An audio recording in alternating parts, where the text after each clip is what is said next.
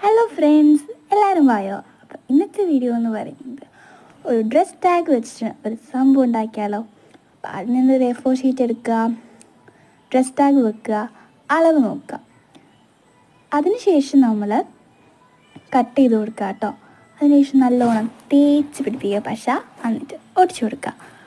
അതിനുശേഷം നമ്മൾ എന്തെങ്കിലും ഒരു കളർ അടിച്ചു കൊടുക്കുക.